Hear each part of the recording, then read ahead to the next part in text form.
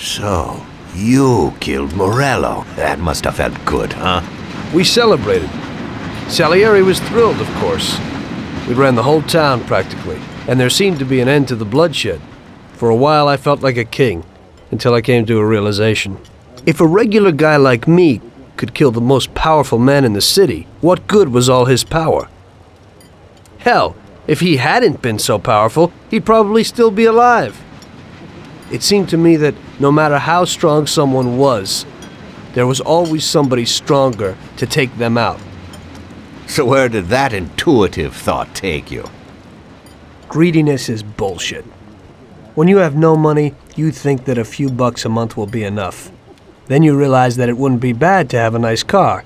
You get a great job in some high-up position, but in actuality, you're thinking about going higher. Before you know it, you want to be the President of the United States, and you want to win the war against the Germans. Luckily, that won't happen. Plus, the whole strategy of watching other people's backs has one basic flaw. The whole time you have to watch your own back, in case someone else has the same idea. So I thought to myself that maybe I ought to change my priorities a little. Great Bible story. Laugh it up. You know where it got me in the end. This. Who is it? It's from 1920. The old man is Don Pepone. The two younger ones are Salieri and Morello. This photo convinced me that this kind of life is poisonous. Morello and Salieri were friends, and they were both commanders of Pepone's regime.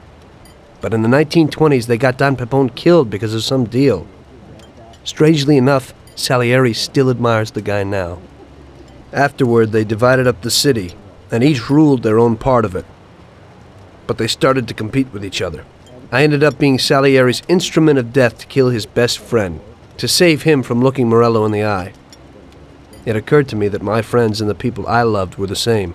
Someday I'd turn to Paulie and be looking straight down the barrel of a gun.